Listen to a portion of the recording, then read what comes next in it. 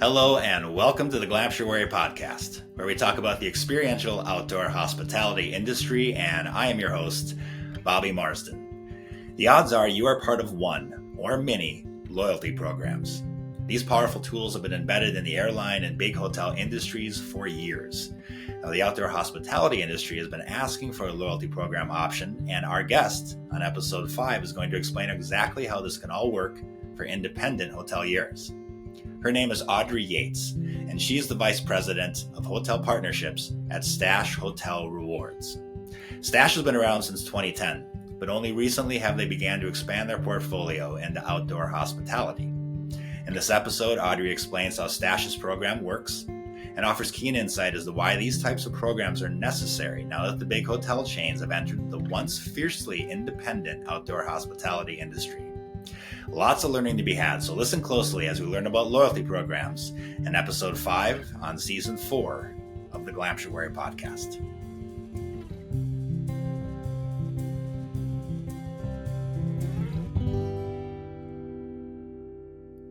Well, hello, Audrey. So great to have you on the Glamptuary podcast. Yes, thank you so much for having me. So in season 4, we're focusing on the business side of outdoor hospitality. And it's one of the reasons I'm so excited to speak with you and hear about Stash, because loyalty programs have been a hot topic as of late. Meaning, is there one in outdoor hospitality? Are there multiple? Is there anything that consumers could tap into? Or is there anything that boutique hotel owners and outdoor hospitality providers could tap into to help their business? And the general answer is everyone seems to say, I don't know. And so it's great to have you on board because I know you have some in your collection. Mm-hmm. But before we dive into that, I always like to ask people that come on the show, what's their favorite way to travel? So if I said, Audrey, what is your favorite way to travel? What would you say? Well, here's the thing. If you would have asked me 15 years ago before I had kids, I worked for an airline. I was all about like spontaneity, like get on a plane, go stand by somewhere. Like this was also before you had to have a passport to go to some places. And so I could just jump on a plane and go anywhere. I loved that aspect. Now that I have kids and I'm married, it's like it has to be planned out. It has to be, if it's just my husband and I, then it's a little more lax. I don't want to just lay at a beach. But if it's the kids, my kids are a little older now. There has to be something to keep their attention, or else it's like they're on their phone or they're bored and they're not fun. So it changes your perspective. But I will say now that they're getting a little older, we're getting out of having to be like at a big resort. So it's way more our type of family, like what we love is to go to. Of course, I work with boutique independent hotels. Those are sometimes hard with kids. They're not necessarily always geared towards kids. So we are finally hanging up our like need to be at resorts with giant pools and things like that. And now we can go do more experience-based travel that lets my kids see the world too. That's really big for me because as a kid, I didn't get to see the world. My grandparents lived in Iowa. That's where we spent our summers. So there wasn't a ton of experience happening there. So it's really important for me that my kids grow up being able to go on trips, but see family, but also see the world. Well, you bring up a great point that people, when they're choosing to travel, especially in today's economy, they may not be traveling as much as they'd like to. And so when they get the opportunity to travel, it's important that they plan it, that they know that they've made the right choice, because once you're in the middle of it, it's kind of hard to go backwards and say, let's start over again. Yeah, for sure. Well, that is a great segue into loyalty programs because that's kind of what they're all about. It's about giving you an opportunity to plan, to see a portfolio, to be able to think ahead. Yeah. So with Stash, obviously I think many people are familiar with airline points, or they're familiar with, Hilton Honors or kind of the big hotel chains and things like that. Mm-hmm. Tell me about Stash. Explain how Stash is different and also how the program works. Sure. So Stash is exactly what you said. We are a loyalty program. At the core of who we are and what we do, we are loyalty based, which means we are an old school tried and true points program. You hear a lot about points are archaic. People don't want points anymore. We've had a lot of studies done about our program that have very much agreed with us that people really do want points. There are points junkies out there who hoard those points. And so we have always stuck with being a points-based program. We only work with 100% fully independent hotels. So That means like if you are a consumer and you are interested in finding an independent hotel, supporting local, staying in smaller boutique type properties, it's really hard to find them, especially because the big brands have dipped their toes, well, more than dipped, their foot's in there with the boutique space. And so as a consumer, I mean, I even get tricked a lot of the time. And I have done this for 14 years. When I'm looking at a new hotel's website and I'm like, oh my gosh, this amazing new boutique hotel. And then you click to book and it goes to Marriott's site. So they're really good at kind of hiding it a little bit to make you think it is an independent hotel. It's hard to find them in the wild. And so that's kind of where we came in. Our CEO is from Expedia. He worked at Expedia 15 plus years ago, and he launched their initial loyalty program and their initial credit card. He learned really quickly that there wasn't a lot for independent hotels. And this was 16, 17, 18 years ago, where there were no soft brands yet. There were some companies doing loyalty, but nothing in the boutique space. Everything was in the luxury resort space. And so he sought out to create Stash. We launched in 2010. And we had always roughly about 130 to 160 partner hotels in our network. And when the program first started, we worked primarily with larger properties. So your larger 100 plus keys in really, metro markets where people were traveling, New York, Seattle, Portland, the big cities. We did have resorts and we did have key leisure destinations as well, but we really focused on those larger properties. As we know in hospitality, things change, right? The seasons change. And so towards between the 2018 to 2019, we started, seeing kind of a lot of the big groups sort of breaking apart, branding a lot of hotels that had been independent, groups selling off certain hotels, and we couldn't work with those anymore. So we really looked at our program and realized that there was this need for smaller independent properties that really didn't have any other option. They were highly rated, they were the very best, and they needed a program. So we have for the last 7 years or so, really specifically in COVID, in the last 4 years, we have more than tripled our network. We have about 350 partner hotels, lodgings, accommodations now that we work with. A lot of that growth was, of course, coming through the pandemic, but also opening us up to a phenomenal bed and breakfasts and beautiful inns in Maine. And again, alternative accommodations has always been what we say, or motiques is my other favorite coined response for those really cool renovated motels that are all over the place now. Again, those weren't huge 10 years ago, and there's really a big push for them. And some of them are phenomenal. And so there wasn't a place for them. And so that's where we came in. So that's interesting that you have such a wide collection, even a new name, Motique. I like that. Yeah. And is there a kind of list of criteria that a boutique or a hotel or a bed and breakfast or something would have to meet in order to qualify for Stash? Yeah. So we have very high standards. That does set us a little bit apart from some other programs that do similar in the loyalty space, whether it's cashback, whether it's a global program. We are hyper-focused. All of our properties are in North America. We have a few in Central America, Belize. But the primary of our program is North America, Canada, US, and Mexico. We're the only program that is hyper-focused in this area. And we are also the only program that has very high standards for those hotels or properties that join. Our standards are, we base almost everything off of guest experience, which is really nice because it's a little archaic to look at star ratings, right? Like, did you know that in order to be a 5-star hotel, you have to have a phone in the bathroom, which who needs a corded phone in the bathroom anymore? I mean, that's like from when our parents were children. And then the other thing is you have to have a separate service elevator so that your housekeeping staff doesn't have to ride with crazy, right? So like there's a lot of these really archaic ways that they score hotels. We're not as concerned with that. I mean, we have a resort in Antigua that is an entire private island. It is phenomenal. It's $5,000 a night. And then we have these renovated motels. We've got these yurts. We've got these dwellings built into the hillside in Zion. The one thing that is the same with all of our properties is that they are highly rated. So 4.5, 5 bubbles on TripAdvisor, highly rated on Google, 4.5s and higher. My team, I'm vice president of hotel partnerships, which basically is a fancy way for saying sales. So we're looking for amazing hotels to join our network. My entire team's job is to scour reviews. So we look at TripAdvisor, Google, Yelp, Facebook, like you name it. There's a review out there, we're going to read it. And what we're looking at is, what is the experience that's offered? What are the amenities that's offered? What are people saying about it? There's a common theme of things are dirty or the front desk staff is terrible. Those are things that we right there strike out way before I'm going to strike out by star rating or by type of property. So it sounds like it's very heavily based in peer review, which is good because obviously, when I'm wanting a recommendation, oftentimes I'll ask my friends, family, or anyone, that is in the industry, hey, have you stayed at this place? Do you know? Because I'm going to trust their opinion more than I probably would actually reading a review. But the next best place is going to be reviews.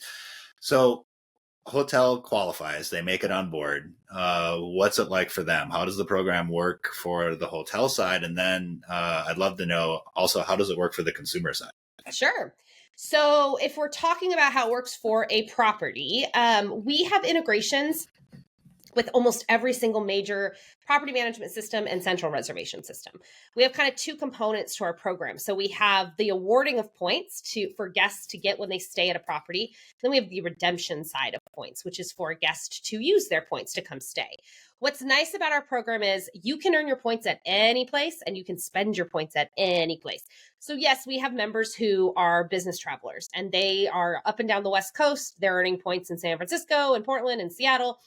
And then the last thing they want to do is spend their points on a city hotel, right? So they're going to take their wife for the weekend to wine country in Oregon and spend all their points there. So we really are like an ecosystem. We call it like a kind of a co-op. So our partner hotels are paying points for the guests that stay with them. Those guests are then using them at hotels within the network. So on the property side, there is we integrate directly in. So we have a booking engine, we have marketing resources, we have 1.2 million members. So that's really exciting too for our properties.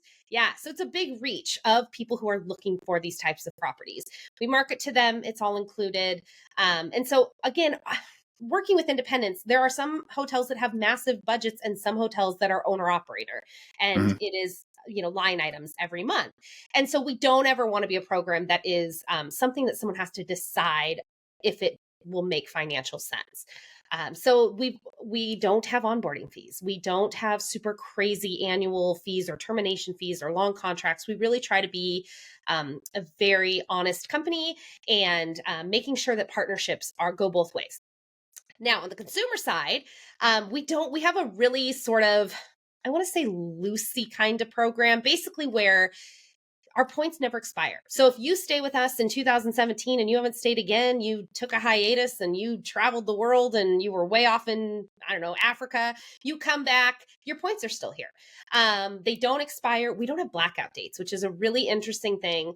That is something when our CEO talked to consumers, he said, what do you hate about loyalty programs? And the number one thing was points that expire. Very close second was blackout dates. So because of the integrations that we have into our partners' systems, we can see real-time inventory. So very similar to how they push rates to others, OTAs like Expedia and things like that. But we are not an OTA. So we are actually a direct connect in, which means we can pull their rates and inventory. We provide bookings, which, spoiler alert, we don't charge commission on any bookings that nice. Consumer makes on our site. Again, it's all about not nickel and diming. We are not an OTA. We are very anti-OTA, anti-brand and chain. And so, that kind of goes against what we preach if we were to charge for things like that. And so on the consumer side, again, they did not want points that expired. They did not want blackout dates. The great part is because we know your inventory and your rates go up and down with us as your rates change. If there's one room left at a property and it's $1,000 a night because it's super busy season, someone has to have enough points to cover that entire thing. If they do and we book it, that hotel is getting paid for someone coming to stay with them. So they're not worried about needing to black it out so that someone on points doesn't come and they only get paid a portion. We pay our partner hotels 100% of the rate plus all the taxes every time that somebody uses their points. So it is very opposite of branded programs, where you might only get 30% of the revenue from a Hilton or a Marriott, depending on your occupancy. And so that was one of the biggest complaints with the hotel side, right? Was like, we want all the money when someone comes. So that's why we do it that way. So for a guest, you earn 5 points per dollar on your room revenue prior to taxes. So again, I can stay at any of our 340 partner hotels. I can rack those points up all around the network or at all one hotel, and then I can use them anywhere. And there are a lot of people, again, that like the big thing they're saving for is that experiential travel. They want to go to Jade Jungle Resort in Belize. They want to take their family off the grid. They're staying in city hotels all year. And they rack up those points and they go and do that. So it's kind of nice that they have the ability to earn and redeem in totally different styles of properties. Well, you bring up an interesting point about the business stays and kind of going to the Commonwealth hotels and then, saving up for the big excursion out to a eco resort or something like that. And I think prior to 2024, if you got into a Hilton or Hyatt or Marriott or some of those other programs, they didn't really have anything in their collection that would allow you to do something like that. 2024 rolled around and then that changed. Hyatt, Hilton, and Marriott got involved with Under Canvas and AutoCamp and Postcard Cabins. So they're realizing that these consumers are wanting a different type of stay that definitely is going to be different from their business stays or kind of their common stays. So with that in mind, how is Stash different in its rewards cycle as opposed to like a Hilton or Hyatt or Marriott? Is there any differences, or is it really just that you're kind of working in the boutique hotel space and then now starting to acquire some of these experiential outdoor hospitality spaces? Yeah, I think the biggest difference is when you are an independent property and you choose to join a brand, a Hilton, a Marriott, an IHG, any of those big, large brands, even Best Western and things like that, there is a long commitment and a lot of startup fees for that kind of a thing. And you also lose some of your ability to be exactly what you wanted to be, which is that independent spirit, right? Our partners are known for going off the cuff. Like they will put something special in your room. They will, drive you to somewhere you need to go. They do those things because they can. As soon as you put that big brand on you, it really limits what you can do. Even the ones that are soft branded, right? So those are the autographs, the curios, the tributes.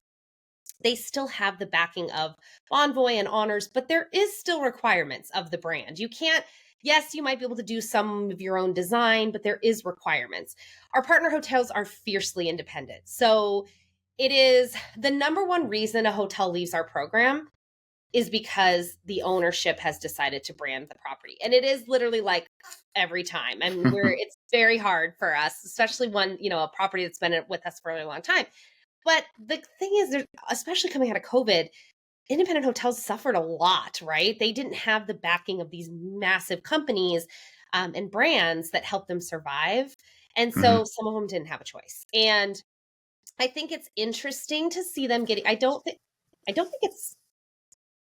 I think we knew it was going to happen. Let's just put it that way.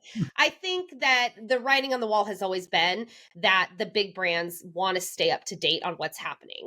I don't know that anyone expected it to happen so quickly and all at once. I think I want to say within the last 6 months, AutoCamp and Under Canvas and Trailborn and Postcard, like they all at once almost got acquired by a different one. There's something to be said about that. It at least means that the big brands are seeing that this is a very important aspect of travel, that this is something that isn't just going to be a fun, I think for a while people thought, oh, okay, covered wagons. Like we used to have a property in Zion. They had covered wagons you could sleep in, like air conditioned covered wagons. And I think there was a little bit of the industry that might have thought, maybe pre-COVID was like, this is never going to stick. Like nobody wants to pay to camp, right?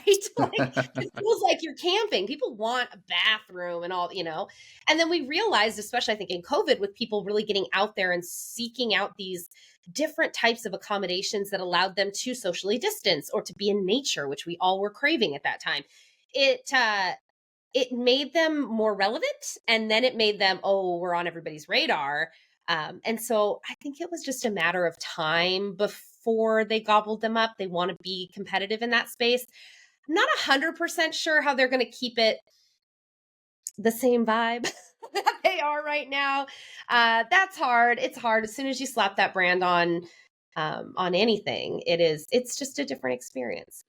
Yeah, a lot of feedback I get from talking with glamp site owners or glamptuary owners or experiential outdoor hospitality owners is that people get hooked into the genre. And so Yeah. once they experience a culture or a type of structure or a type of set of experiences that are provided by the owner, they then wonder if there's a difference if they go in a different part of the country or a different part Yeah. of the world. And the answer is always yes, Yeah. because it's a different culture, a different structure. It's going to be a different experience. Technically, you're still glamping, or technically, you're still outdoor hospitality, but it's a very, very different thing Yeah. than hotel, which kind of becomes a commodity. And so I think there's always going to be that. And I think if the hotels are doing, the big brands are doing what hopefully they should be doing, it's that it's increasing awareness about that type of travel, and then it will Yeah. hopefully percolate into something like Stash. So when Stash sounds like you started in boutique hotels, and obviously everybody, including yourself, started to realize that you have to start incorporating outdoor hospitality in some way. Were you aggressively going after these locations? Were they coming after you? Like, how did Stash start to get involved in that space? So what was interesting about it was never something that was really on our radar. But then in COVID, we started sort of getting inquiries from some of these properties that we were like, well, I mean, let's look at this. I want to say one of the first ones we had was a shipping container hotel built in Hill Country, Texas, and we were like, that's kind of cool. Like, let's look into it. And then it just spawned from there. A lot of it was we partnered with a management company out of Utah that I had randomly stumbled upon. And sometimes those are the best relationships, right? The ones that you just don't see coming. And Vibrant Management is based out of St. George, and they manage the dwellings in Zion and Watchman Villas, which is in Zion. And they manage probably 20 properties, all sort of in that general area. They have some scattered throughout the US, but they were really getting into the contactless, which was big in COVID, right? Everybody was sort of wanting to check into their own Mm-hmm. place. And they have a lot of those properties that they manage. And so I connected with them just to kind of learn a little bit more about this world. I was like, you guys the rates are like $500 a night for this bungalow in Zion, like that you walk out onto the little deck and you are right there. Like it is gorgeous. And I was like, so what's the plan here? And they're like, oh, we are booked solid. So I started to really like dig a little bit more into it. And just by bringing in, say, 6 or 7 of those types of properties opened up just so much more. We started to learn more about it. One of my colleagues went to the glamping show, which I think was in Colorado or somewhere Mm-hmm. there. He went to that to learn more about it. And so that way, when a property comes to us or we find a new property. I was just talking, I think I told you about this one, but Two Capes Lookout, which is just opening on the coast in Oregon coast.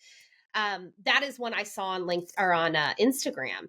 And so now when we see these, because I'll tell you what, like I look at hotels all day long and my phone knows it, right?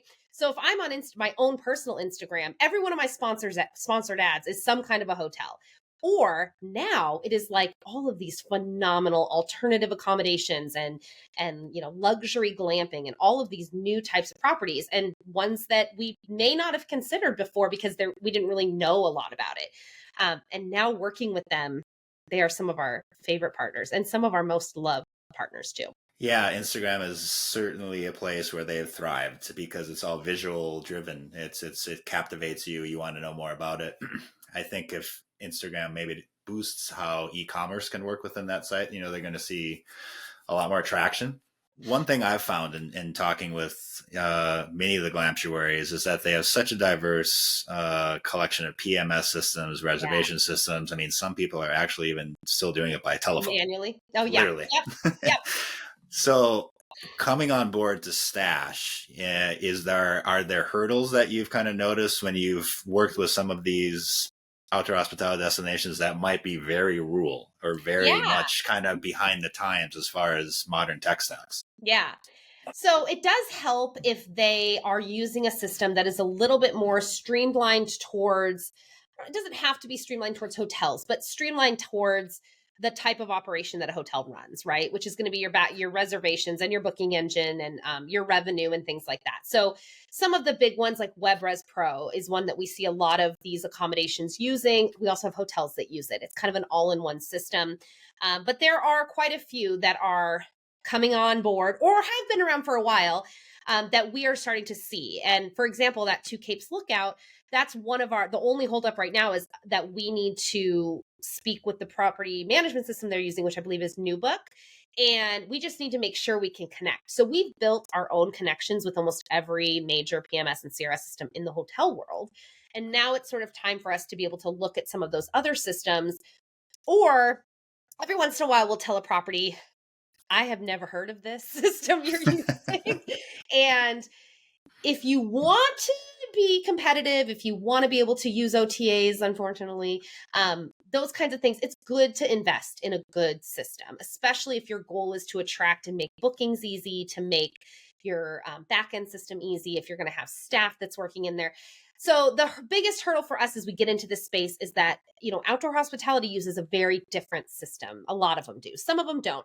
It helps if they also maybe have a hotel or they're working with, like I said, a management company, Vibrant. They work with a couple different systems that they can help people with. So that's one thing I've just started to make a list of sort of the major systems, property management systems that we're seeing come out of this so that we can start to investigate on our operation side and see, what reports do they already have that we can pull if we're working with that particular property. And then, of course, on the booking side, making sure that there's, as we grow and as we add more of these properties, making sure that we're investing the time to create the integrations for the booking side so that the member experience is the same for these types of properties on our site as it is for the big hotels. Yeah. I think tech is certainly something that is on the top of everyone's mind. And sometimes it's because it's just not understood. Right. And so do you have, or are there any kind of general go-tos that you, not so much that you're endorsing it, but just say, yeah. hey, this is what we... So. So yeah, well then speak freely. If there's anything out there that you could recommend for people that are listening that are like, I'm kind of on an archaic system, I might need to upgrade this, especially if they are considering something like Stash. Like, what are the kind of the go-tos that you'd reference on the top of your head to say, if you don't have this, think about getting it? Yeah, I would say in that space, the most popular and the best tools would be WebRes Pro. What's nice about them, actually, what's nice about most of the smaller PMS systems that are targeted towards these types of properties, smaller properties, bed and breakfast. WebRes Pro works with a lot of parks and RV resorts and lodges and things like that too. So actually pretty already kind of in that space, but not so much in the luxury side of it. So WebRes Pro is probably my number one. We have a great integration with them, so that part helps too, but it is a really good, robust tool that's not overly crazy expensive, and it's an all-in-one tool, which is really nice. Think Reservations is another good one. ResNexus is good, but it's a little bit more geared, or we see anyways, it's more geared towards bed and breakfast and small inns, but it still works that way. Muse is another one. Muse is really big on the market right now in the property management system side for hotels, kind of all sizes. I see it mostly in the 50 to 100 key range, but they are becoming way more popular in that smaller key, that experiential travel. I can't say the word all of a sudden. Experiential. That's the word. And so that would be where we're starting to see a little bit more of them coming on the market too.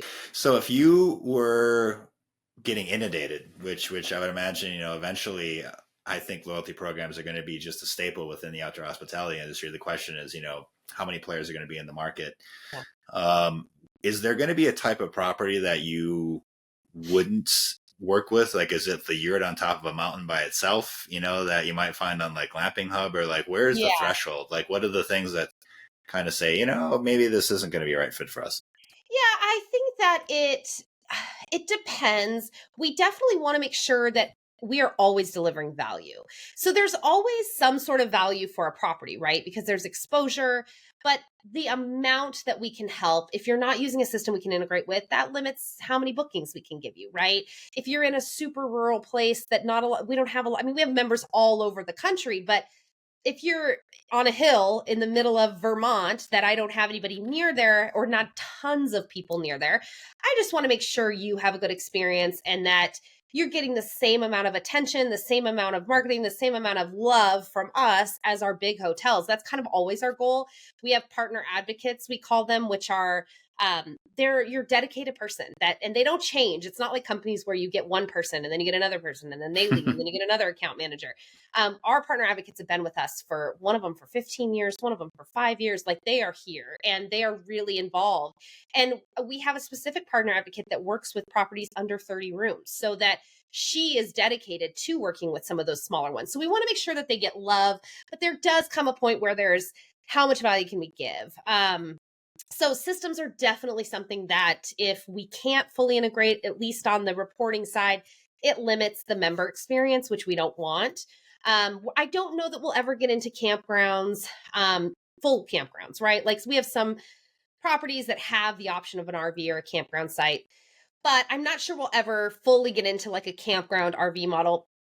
Perhaps, especially if they start to do something with like they've got teepees and they've got covered wagons and they've got tiny homes on property. That's easier for us to work with.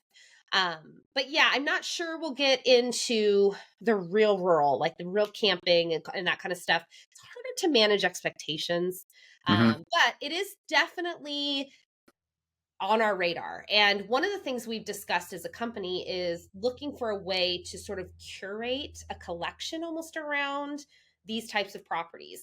Because I don't ever want, Jade Jungle to feel like they're not as good as the Lenox Hotel in Boston, right? Because in our program, every single property is, like I said, loved as much, promoted as much, supported as much. And so I want to make sure that they all feel that they have a place.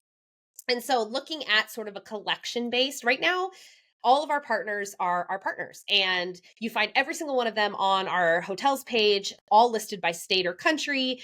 Everybody has a microsite, so you can see all that information.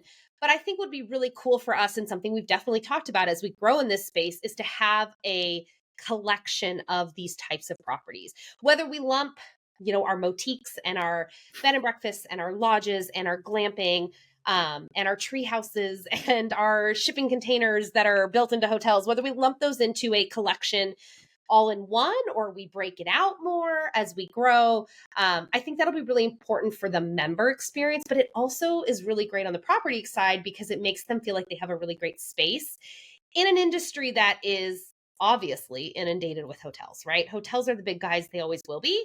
I want to make sure that they have a space too. Yeah, representation, I think, is probably one of the biggest requests or desires that a lot of these properties have. And oftentimes why they're not oftentimes part of Expedia or hotels.com because they get lumped into something that's not really who they are. Their identity gets lost and then they become hard to find because the people on there aren't really looking for them. Right. And it's also hard to manage expectations. We have a partner in Utah and they have an amazing renovated. There's like a motel that they bought that they renovated into these phenomenal suites. And then they added tiny homes, like 5 or 6 tiny homes. And she was like, I have so much trouble. We have to be on Expedia because I need people to know we're here, right? Like I need the exposure of an OTA. But they can't seem to list the tiny homes as tiny homes. They can't seem to set the expectation that you're in your own little home. She's like, it's easy on the lodge room side, the inside, because the rooms are easy to configure in Expedia. But having this different type of accommodation is almost impossible to set customer expectations. And in this industry, when you're an independent, probably, owner operator type of property, the last thing you want is someone showing up and being like, what is this tiny house thing that you want me to stay in? Right. Because they didn't know that that's what they booked. And so that's where, we come in as, we create that microsite with every room type is talked about and everything is listed out. And the great news is we built it. So we can put what we want on there, right? Like we can say, FYI, there's no elevator to take you to this level. Those kinds of things kind of get lost in the OTAs. And so there's a lot of upset customers. That's where negative reviews come from. And that's where these types of properties are kind of getting into trouble, right? Is that they don't know how to compete in that space and make it user friendly. And so that's kind of one of the reasons like we try to help in that space. Well, it sounds like you're really finding a nice balance between taking care of your members, making sure they have the right information, because again, it might be their 1 or 2 trips that they take a year. So they want to make sure they know exactly what they're going to get, but you're also able to take care of your providers, Right. giving them their space so they can make sure that the information is clear, concise, and also that they're represented along with other like-minded properties. So they're grouped with the properties that look and feel like they do. So their members have choices. So with the kind of provider in mind, and there's a lot of entrepreneurs that listen to this podcast that are thinking about getting into this, or perhaps they just started and they're looking for another lever to pull, or they're 10 years into this and they're like, how do we kickstart this back again or get modern? What advice would you have, for the newbies, thinking about doing this? What kinds of things should they be thinking about as they're trying to put together their go-to-market plan, or they're trying to establish how do we make this business work? Sure. So social media, it is by far the biggest channel and I will be the first to say we don't even do it as good as we should. But these types of properties, like that is the number one place you're going to find people, right? Is through social media, Instagram, TikTok, reels and real-time videos of what people are going to experience when they get there. But I would say on the operational side, it's really important to find a system. Don't find the cheapest system. Make sure you look at a few. Make sure you talk to other people in the industry. Connect with like your, chamber of commerce. And if you're in a small town, if there's a bed and breakfast down the street, ask them what they use. It may not make sense that a bed and breakfast system might work for your property, but it might. They might have a lot of these systems are building these types of integrations with these types of properties. And so they actually might be able to help. But ask people, connect with people on LinkedIn that can help you in the industry. Look for partners. So whether you're looking and you align yourself with other like-minded properties that are doing the same thing as you, that's great. Or like connecting, even like this podcast, right? People listening to this are the kind of people that you should connect with. Like they're doing the same thing. Look for people in the industry that started from the ground and built something. And it's probably tough. Like every time I talk to a family owner operator, it's like Lance and his family with Jay Jungle. They just were like, we're going to move to Belize and we're going to take our whole family and our young kids and we're going to go there and do this. They have been incredibly successful. They have a phenomenal property. But he'll be the first to be like, yeah, it was not all roses, right? Like it's definitely not easy. And sometimes I think you need to hear that. But it's also really important to align yourself with companies and partners that share the same vision. Do not be quick to turn on an OTA, an Expedia, a Booking. Know what that means before you do it. So we call them necessary evils. For most properties, they are, right? Most hotels don't have a choice when it comes to OTAs, online travel agencies. But if it's not something you have to do, if you can find other channels to get people in your door, do it. Because as soon as you're on the crack, we call it, which are the OTAs, real hard to get off, really hard to set expectations, and they take a ton of commission. And they take even extra in the back end. Like it's really difficult. And so it's important to know what that means and not just assume you have to do it to compete. That would be my best. And of course, aligning yourself with programs that have your like-minded traveler in mind. So, look at like Tablet Hotels is an amazing collection of so many cool, iconic types of properties. You can book them there, but they've got, luxury. They've got luxury all the way down to like tree houses, and they're not a program. They're not like a loyalty program like us or anything. They're just a great tool to find and book phenomenal properties. So just start doing some research into the different places that are out there that help to bring the people who are looking for your type of property, get them to know that you exist.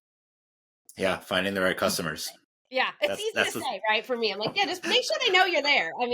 Get the right people, Yeah, just get the right people. It's not that hard. Well, it sounds like Stash would be one of those ways to do that, is start to connect with people that are looking for something unique, because outdoor hospitality is definitely going to fall into the unique category. Yeah. And then it sounds like Stash is going to have a nice portfolio. You're going to have things for business travelers, and you're going to have things for the same business traveler that might want to switch it up when they're on vacation. So, well, thank you so much for joining, Audrey. I really appreciate it. great information that you provided everybody. And hopefully I will get to stay at one of your properties. Maybe I already have and I didn't even know it. But now that you're on my radar, yes. Yeah, definitely. Thank you so much for having me. Yeah, it was really great to talk to you. It's great to share about Stash, but it's a really cool new world to kind of dip our toes into. And I'm really excited for what's to come. Absolutely. Adventure awaits. Yes.